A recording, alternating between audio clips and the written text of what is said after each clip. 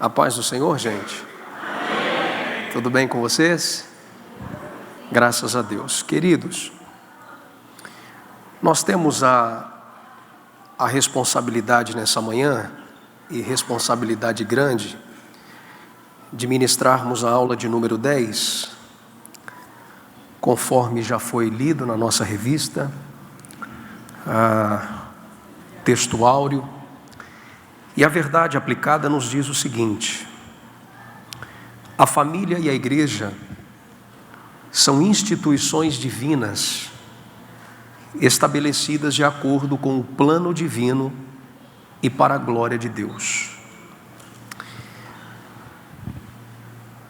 Deus colocou algumas coisas no meu coração e esse tema é um tema muito relevante, muito importante e, por que não dizer, muito desafiador para todos nós. Eu confesso aos irmãos, a minha esposa está aqui, que isso me tirou o sono, pastor Roberto.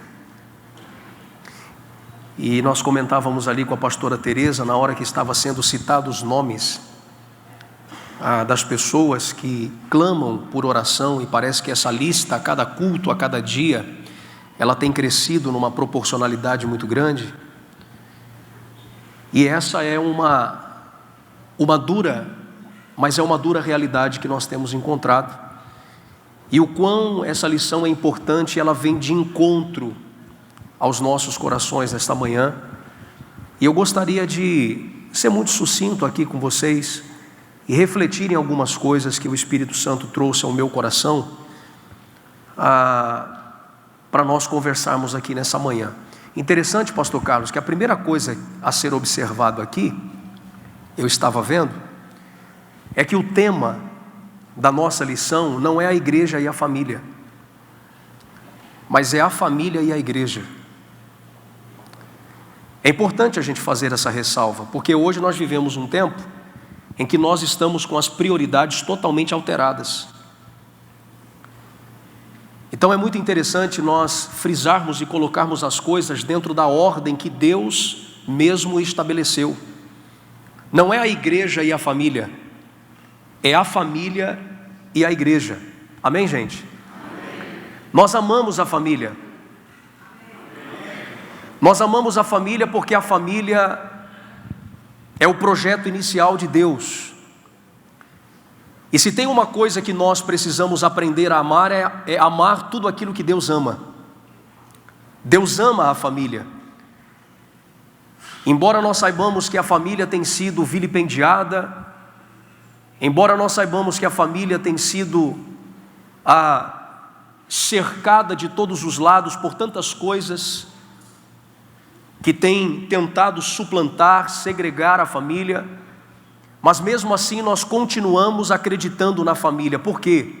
Por que a gente continua acreditando na família, quando aí fora a família, essa instituição divina, está tão desacreditada? Do século passado para cá, nós temos um déficit muito grande. Se nós analisarmos o contexto família, nós vamos perceber isto. Mas nós acreditamos na família porque nós acreditamos em Deus, amém? Nós acreditamos na família porque nós acreditamos e continuamos acreditando em Deus. A família, sem sombra de dúvida, é a fonte de toda esperança para essa sociedade que se afoga nos dessabores da vida, uma sociedade desagregada, uma sociedade que clama por socorro, e a igreja tem esse papel de suma importância, de extrema importância dentro desse contexto. Essas duas instituições, queridos, que não são instituições compostas, a instituição chamada família e a instituição chamada igreja, mas essas duas instituições são instituições divinas, organismo vivo de Cristo, pungente de Cristo. Interessante que quando nós falamos de igreja, no que é que nós lembramos, gente? Nós lembramos da família, porque a bem verdade é que não existe igreja sem família. É isso que eu gostaria de conversar um pouquinho com a gente aqui, em rápidas palavras, de trazer esse reflexo que nós temos. Nós precisamos entender isso, que a igreja é o reflexo da família.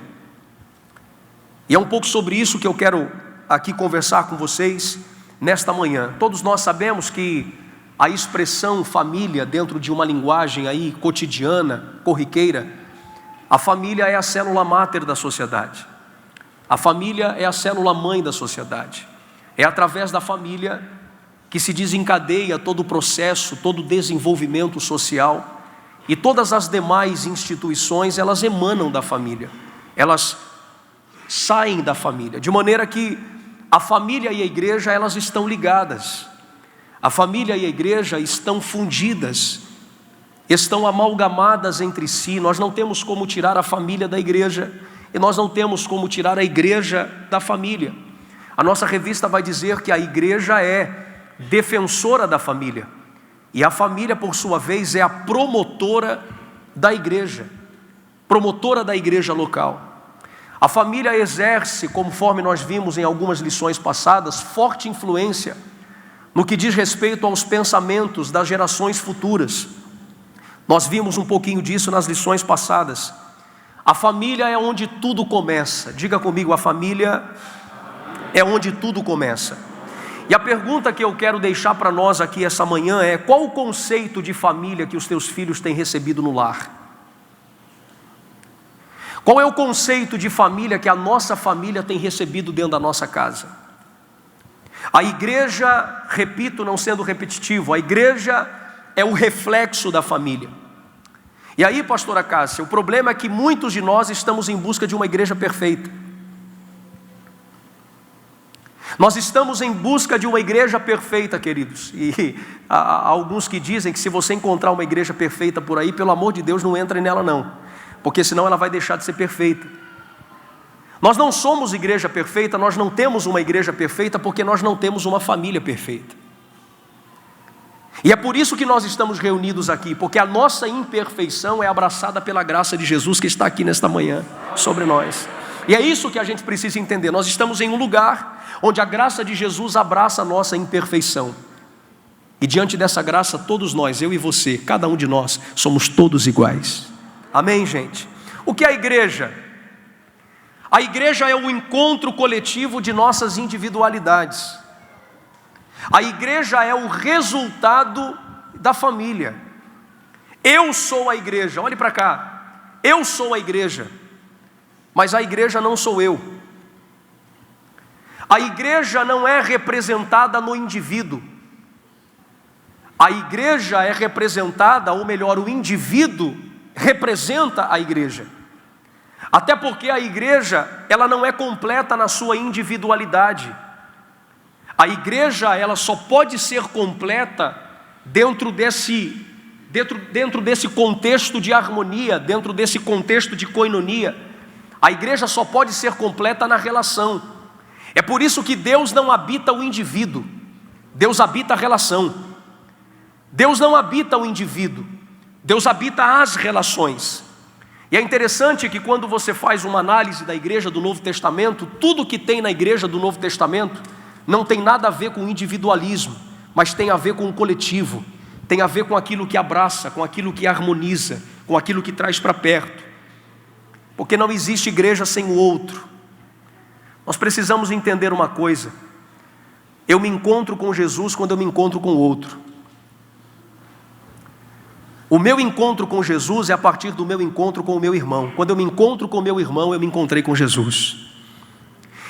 E nós temos essa ideia muito aclarada, pastor Carlos, desde o Gênesis, porque foi o próprio Deus que fez esse diagnóstico, que fez essa observação, quando ele disse: não é bom que o homem esteja só. Observe uma coisa: não é bom. Essa é a expressão que Deus usa. É possível? É. Pode ser? É uma possibilidade, uma opção? É. Mas a gente precisa entender: bom nunca será. Ou seja, é Deus nos ensinando que o sabor da vida só é encontrado no encontro.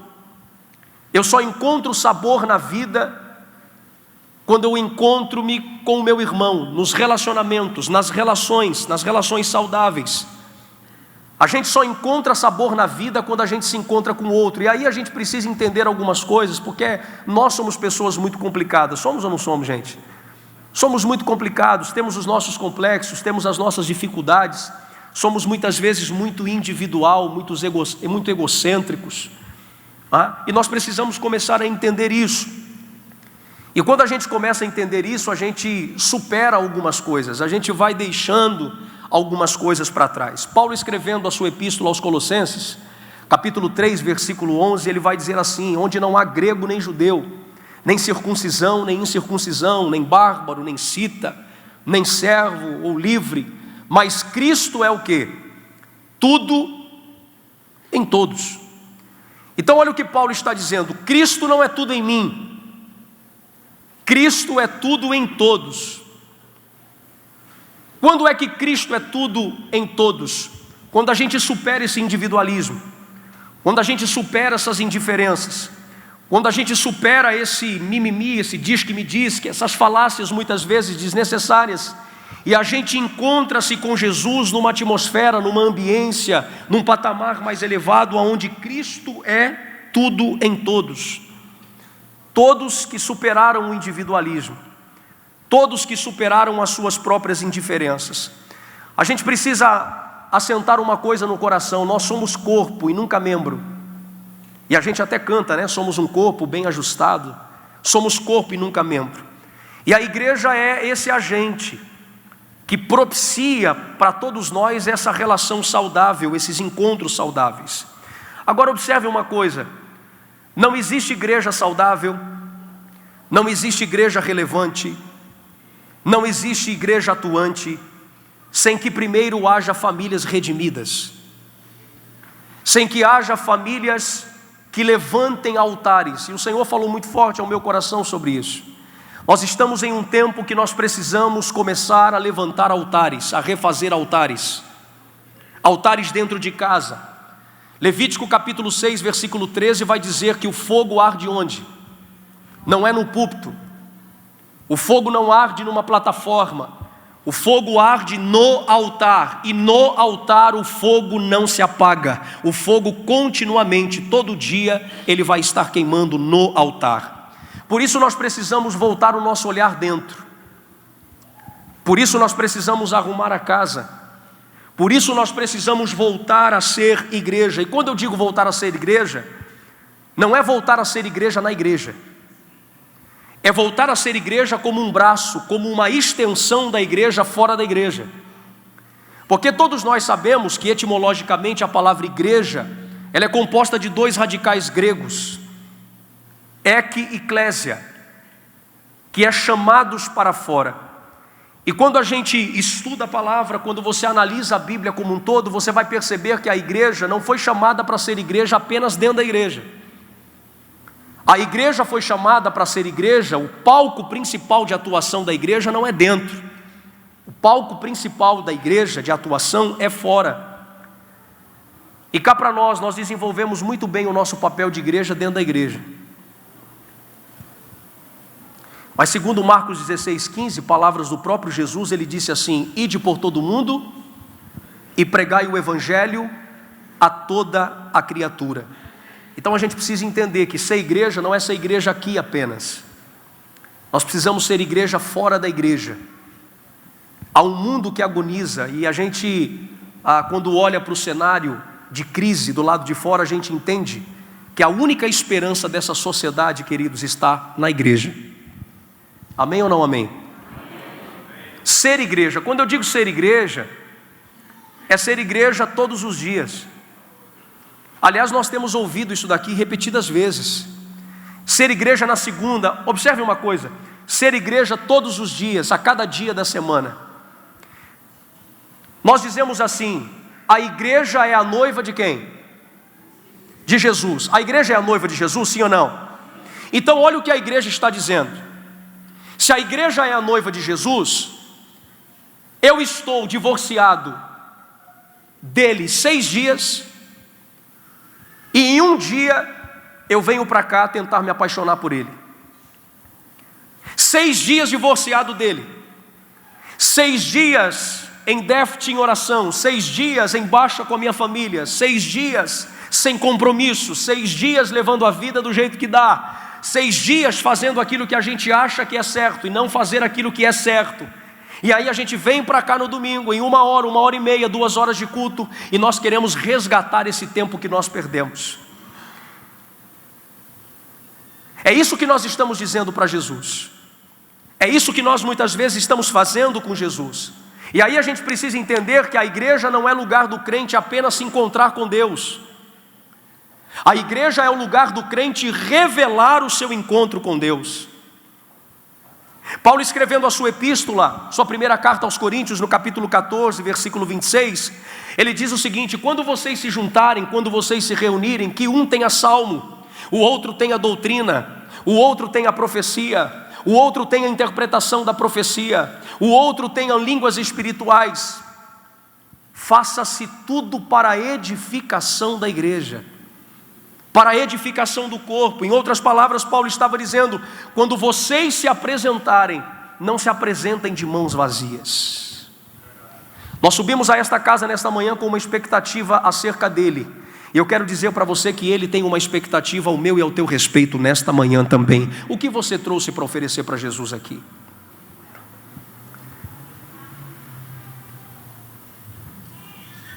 Nós estamos vivendo dias agitados, dias conturbados, dias difíceis. E aí a revista traz como foco para a gente, dentro desse contexto tão difícil que nós estamos vivendo, que é muito importante, é fundamental que as famílias cristãs sejam promotoras da igreja local. Agora imagine você comigo, gente, se nós estamos divorciados dele 6 dias, imagine a igreja compromissada com ele 6 dias, comprometida com ele 6 dias, compromisso com jejum, compromisso com a oração, compromisso com a sua vida, com a sua família, compromisso em tudo aquilo que você pensa, tudo aquilo que você faz, tudo aquilo que você realiza. Imagine quem pode resistir à igreja no domingo, quem pode segurar a igreja no domingo, quem pode barrar a igreja no domingo, quem pode resistir à igreja no domingo. E aí quando você lê a igreja do primeiro século, você vai perceber que a igreja do primeiro século nunca congregou no templo. A igreja do primeiro século nunca cultuou no templo. O que nós tínhamos no primeiro século da igreja cristã? Nós tínhamos casas, um ajuntamento de casas, pastor Carlos, e a história vai dizer que aquelas famílias que iam se convertendo, elas iam doando as suas casas. Então era uma casa do lado da outra. As famílias iam se convertendo e as paredes das casas iam sendo quebradas. E aí sim nós tínhamos alguns poucos templos na igreja do primeiro século. Mas a igreja do primeiro século, se você quer saber uma realidade, nunca adorou no templo. Até porque o templo era judaico.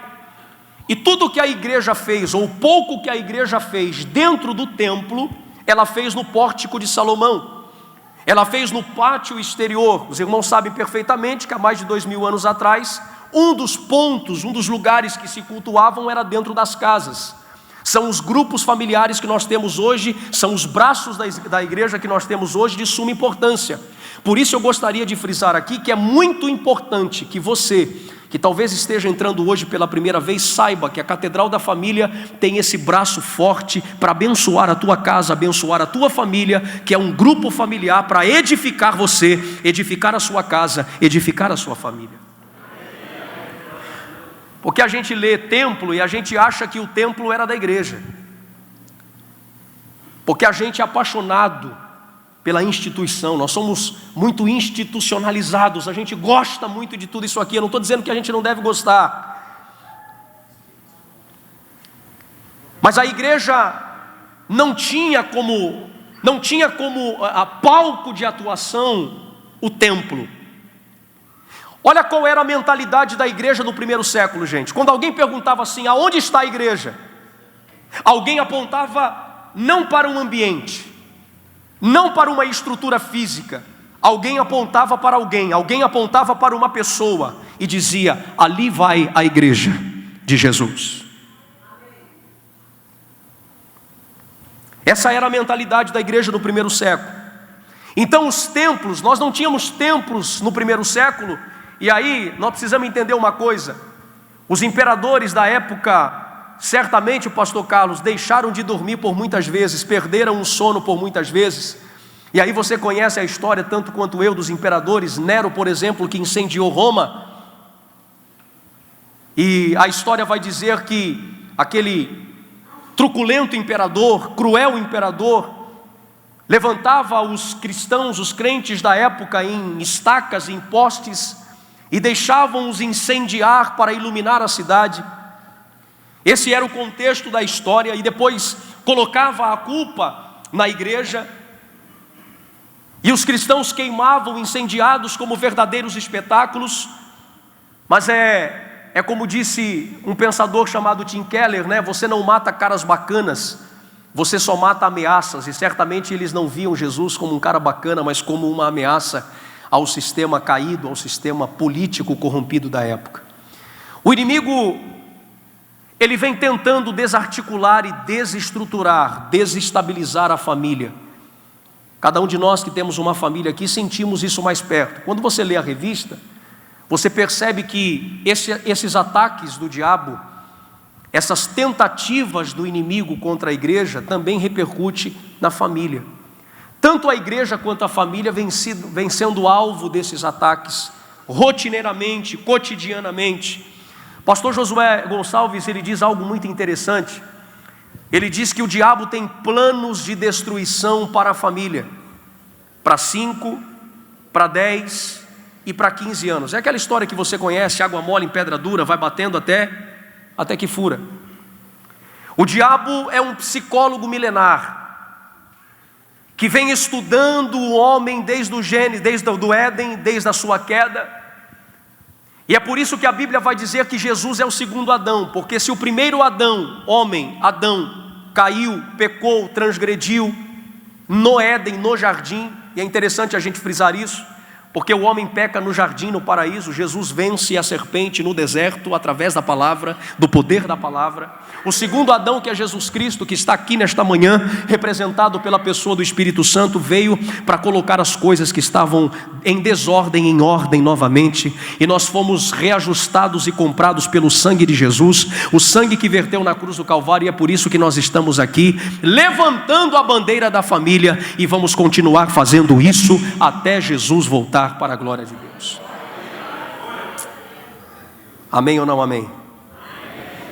Diga para quem está ao seu lado aí, direita e esquerda, diga: a igreja tem sido esse lugar de ativação. A igreja tem sido esse lugar de suporte. Aliás, muitas famílias que estão aqui devem a sua vida à igreja. Sim ou não, gente? Ninguém está aqui porque é bom, pastor Salmo. Ninguém está aqui porque prega bem, porque canta bem, porque faz ou deixa de fazer. Nós estamos aqui porque um dia alguém que eu não sei quem, em um horário que eu também não sei, dentro de uma igreja evangélica, nessa ou em uma das congregações ou em qualquer outro templo, dobrou os joelhos e pagou um alto preço pela sua vida. Você não sabia, quem sabe você estava aí do lado de fora, perdido, afogado nas mágoas, com desejo de suicídio, depressão. Nós estávamos totalmente desgarrados do nosso pastor, mas alguém estava com a boca no pó, orando, clamando, intercedendo por você, e o sangue de Jesus entrou na minha vida e na tua vida, e é por isso que hoje nós estamos aqui com o dever e a responsabilidade de fazermos alguma coisa por alguém.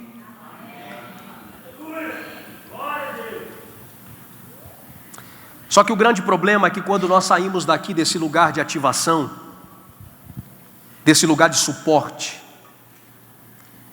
que é a igreja e local, quando a gente volta para a nossa vida, para o nosso cotidiano, interessante, a gente investe tudo na igreja, pastora Tereza, mas a gente não investe quase nada dentro de casa.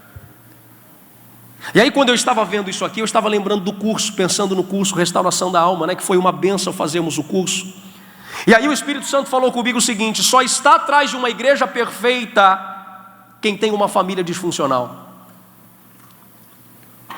Só está atrás de uma igreja perfeita quem tem uma família disfuncional. Por quê? Porque a igreja começa naquilo que começa em você.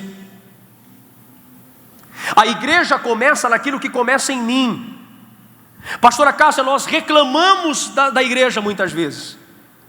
Nós reclamamos muitas vezes de algumas coisas que acontecem aqui, mas já percebeu que nós muitas vezes não fazemos nada para ser essa mudança que a gente reclama?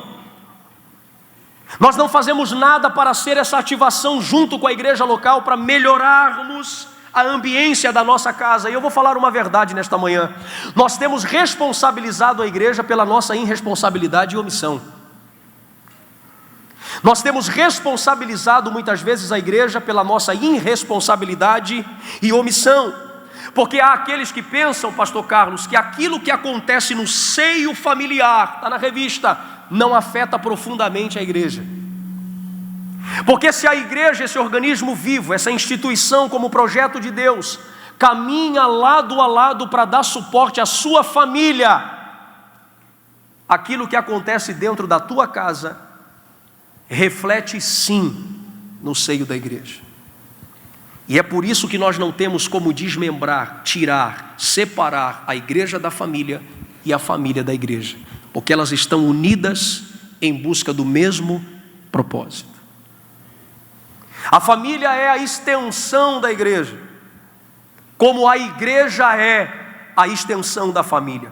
Paulo, escrevendo a sua carta aos Romanos, capítulo 16, versículo 5, ele diz o seguinte: saudai também a igreja que está em vossa casa. Irmão, você dá paz do Senhor lá na sua casa?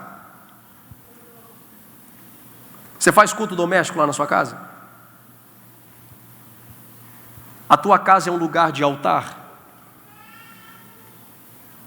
Hã, gente? A tua casa é um lugar de altar?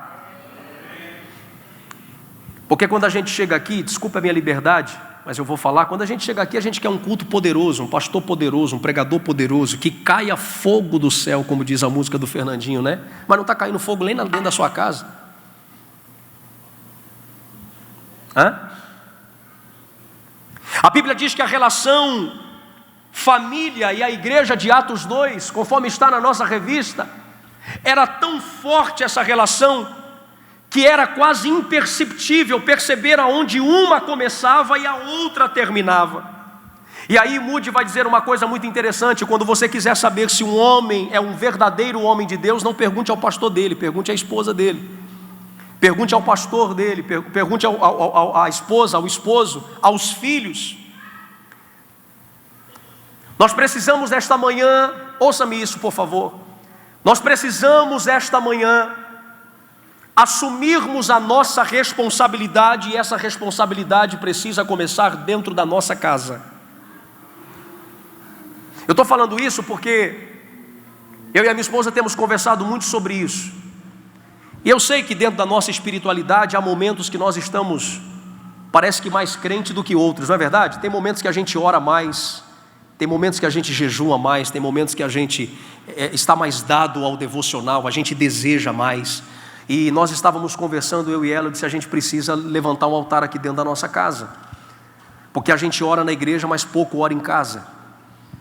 A gente se apresenta na igreja, mas a gente muitas vezes no seio familiar, nós temos deixado algumas coisas se quebrar, algumas coisas se perderem.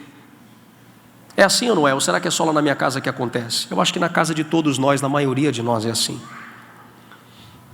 Por isso, é importante que a família valorize essa interação, essa interatividade nas variadas atividades da igreja. Irmão, dá um toque quem está ao seu lado e diga para ele assim, ó, não sendo cansativo, não seja repetitivo, diga para ele assim: participe dos cultos da igreja, participe das programações da igreja. Hã? Olha para cá, não é dever só do pastor Salmo falar isso não, da pastora Cássia falar isso não, porque parece que os nossos pastores vão falando isso, vai ficando uma coisa taxativa, vai ficando, pastor Rui, num tom de cobrança, e não é cobrança, é porque quando você está passando um problema dentro da sua casa, você tem uma igreja que está de portas abertas aqui, como uma ferramenta de Deus para te ajudar, como uma ferramenta de Deus, como um braço de Deus para te ajudar. E como eu e a minha família fomos ajudados, através do pastor Roberto, através da pastora Teresa, no curso Restauração da Alma. Paulo vai dizer em Romanos 10:17 que a fé vem pelo... E ouvir o que, gente? Você está ouvindo a palavra de Deus? Você tem alimentado a sua mente com a palavra de Deus? Porque aquilo que nós recebemos aqui no domingo tem o poder de nos ativar. O DNA que está dentro dessa casa tem o poder de nos moldar, tem o poder de nos levantar, tem o poder de nos resignificar, tem o poder de nos restaurar, tem o poder de nos melhorar. O que você recebe aqui te ativa, o que você recebe aqui te blinda, o que você recebe aqui lhe dá direção para enfrentar todos os dias da tua semana fora daqui. Nós precisamos entender isso. Diga comigo: a igreja perfeita nasce em mim, e a igreja imperfeita também nasce em mim. Agora pergunta para quem está do seu lado: que tipo de igreja é você? Pastor, oi, a igreja não está bem. Pois é, não está bem por causa de quem? Não está bem a partir de mim.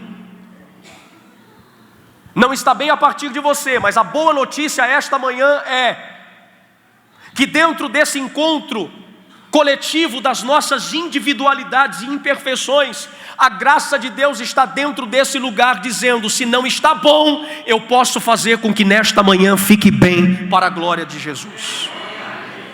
O resultado do que somos aqui nada mais é do que o reflexo daquilo que somos em casa.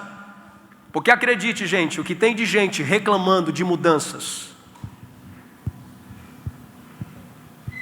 mas não se esforça o mínimo para mudar, não se esforça o mínimo para se renovar, se resignificar. E nós precisamos começar a entender isso, a compreender isso. Eu já disse isso daqui, acho que na segunda mensagem que eu preguei aqui sobre avivamento, necessidade urgente da igreja. Avivamento do verbo avivar, preservar, manter vivo. Olhe para cá, avivamento não começa na igreja, avivamento começa dentro de casa. Vou repetir, avivamento não começa na igreja, avivamento começa dentro de casa. Se a tua casa for um lar avivado, irmão, quando você chegar aqui na igreja, não tem capeta que aguente, não tem potestade que resiste.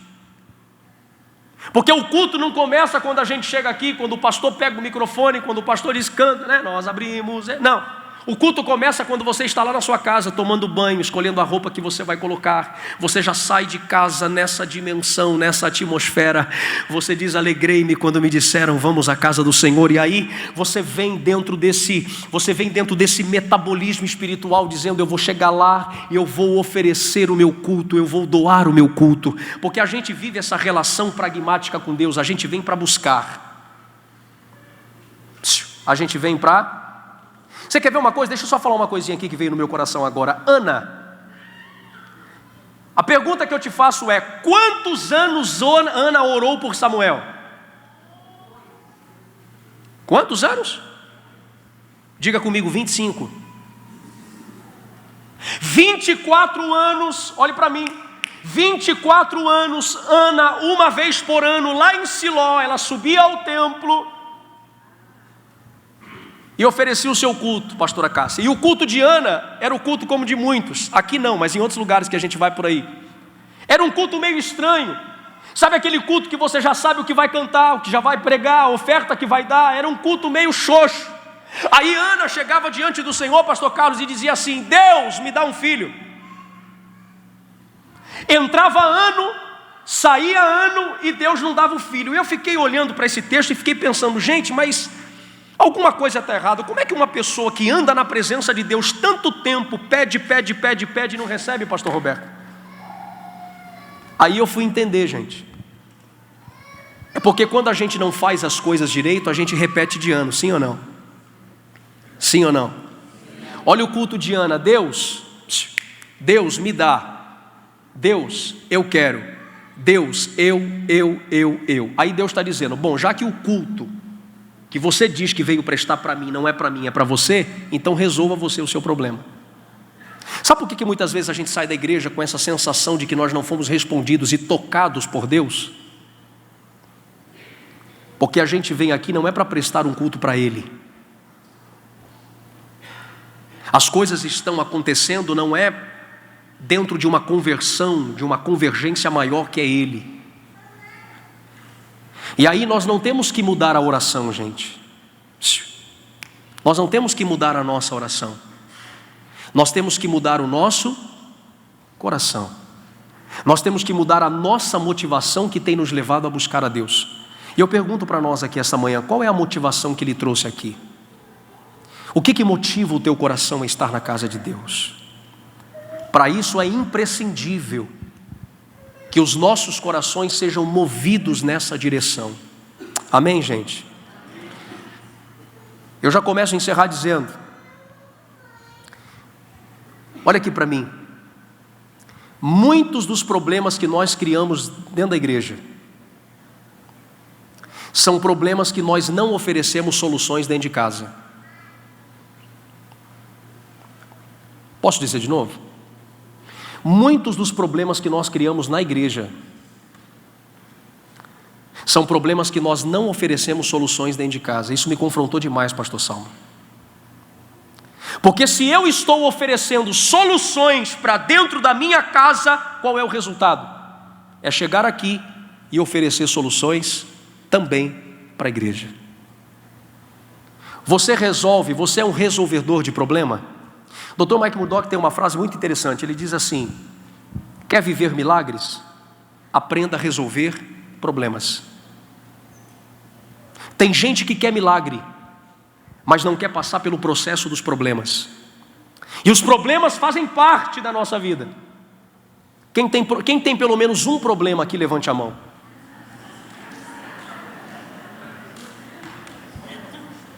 Pelo menos um problema, levante a mão. Tem gente que sorriu, mas não levantou a mão. Você está carregado de problema.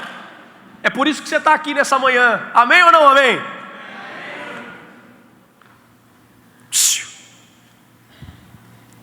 Oferece soluções hoje dentro da tua casa.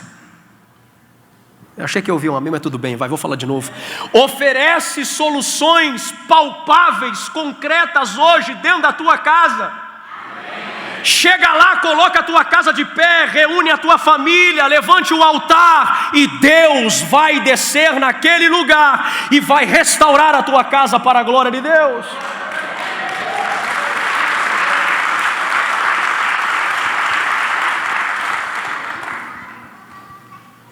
O perdão que você libera aqui é o perdão que você libera na tua casa. Vou dizer de novo, o perdão que você libera aqui é o perdão que você libera na tua casa. A cura que você veio buscar aqui é a cura que você vai levar para a tua casa, em nome de Jesus. São famílias se resolvendo fora da liturgia. Irmãos, só há uma maneira de nós nos mantermos acesos em meio aos conflitos.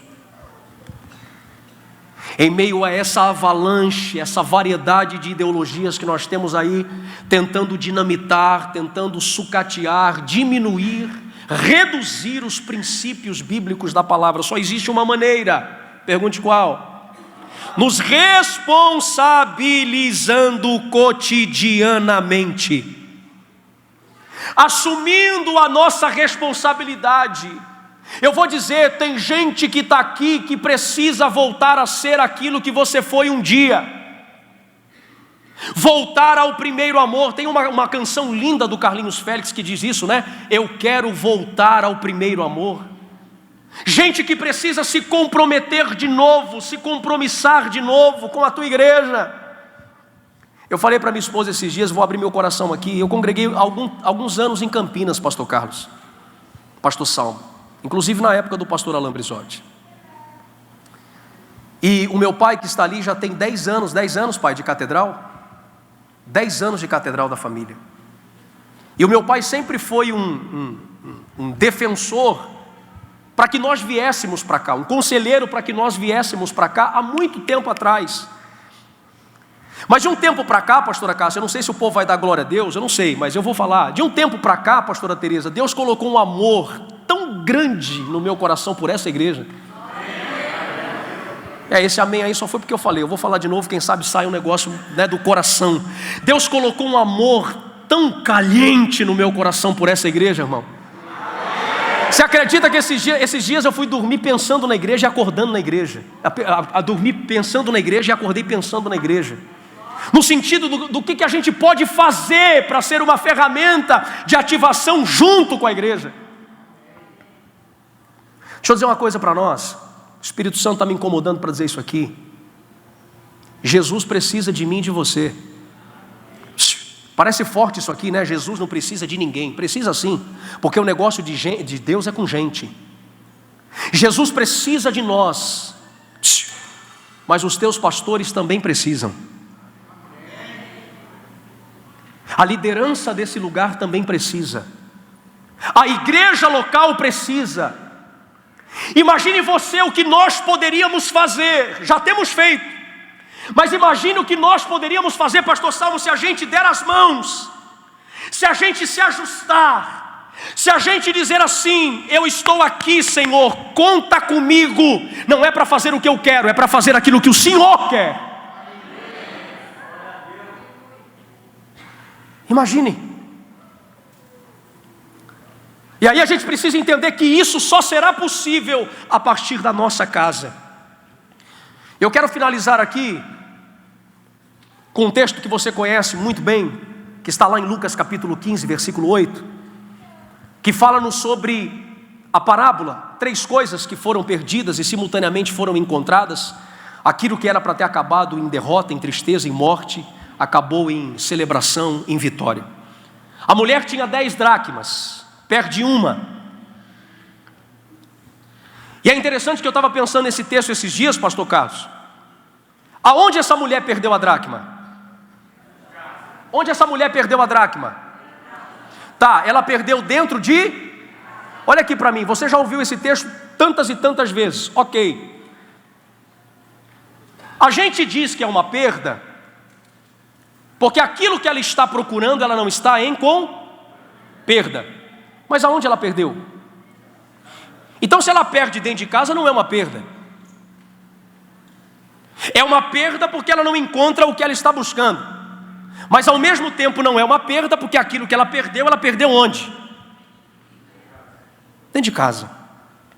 Ninguém que está aqui gosta de perder. Ou tem alguém aqui que é apaixonado em perder. Nossa, eu perdi, glória a Deus, aleluia. Hã? A pastora está dizendo que não gosta de perder nem no Paro Ímpar, irmão. Imagine. Ninguém que está aqui gosta de perder. Sim ou não, gente? Só que existem algumas perdas que elas são imprescindíveis. Para quê? E aí a gente precisa entender o que está por detrás das perdas. É quando eu perco muitas vezes algumas coisas que eu não gostaria, que Deus me faz reorganizar algumas coisas, não fora, mas dentro. Algumas coisas que foram perdidas. E a perda tem esse poder, porque perder para mim não é derrota, pastor Carlos. Perder para mim é pedagogia de Deus. Quando a gente perde, é Deus nos ensinando: faça de novo até sair bem feito. Quando a gente perde, é Deus que está nos ensinando: faça de novo até sair bem feito. Agora observe uma coisa, o nível de desordem da casa dessa mulher. Irmãos, como é que a gente está perdendo coisas dentro do nosso próprio território? E deixa eu dizer uma coisa aqui. Aí a gente fica perdendo tempo em procurar coisas que a gente deveria saber exatamente o lugar de onde elas estão. O que você perdeu hoje? Quais são os valores que Jesus colocou na sua vida que estão perdidos dentro da tua casa e que o Espírito Santo lhe trouxe aqui nesta manhã, porque Ele está dizendo: eu fiz essa bagunça toda na tua vida, porque não tem, as mulheres que estão aqui sabem, hoje nem deveria falar isso, né? Dia das mulheres, negócio de limpar a casa hoje, pelo amor de Deus, deixa isso para a semana que vem, né? Mas as mulheres conhecem perfeitamente, para você organizar uma casa, você tem que fazer o quê?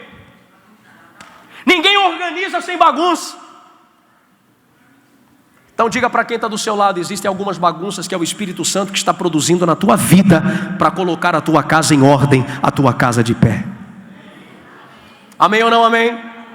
Fica de pé comigo, por favor. Diga aí para 2 ou 3 pessoas: só existe. Não, irmão, bota gosto nisso aí, senão não vai aparecer nada. Diga: só existe uma forma, uma maneira de você reencontrar nesta manhã o que se perdeu. Diga para ele 3 coisinhas. Pastor, você não falou que era uma? Não, não é uma, não é 3. Olha aqui para mim. Olha aqui para mim. Acenda a tua candeia.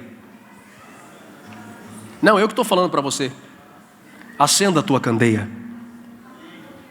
Varre a tua casa. E terceiro, busque com diligência até encontrar. Há uma palavra no meu coração aqui esta manhã para alguém. Acenda a candeia, porque você sabe aonde está o interruptor que pode ligar, que pode conectar o teu coração com o coração de Deus, a palavra de Deus de volta ao teu coração e fazer com que nós sejamos a extensão da igreja poderosa na terra, porque famílias, quando são curadas, nós temos uma igreja restaurada para continuar restaurando pessoas.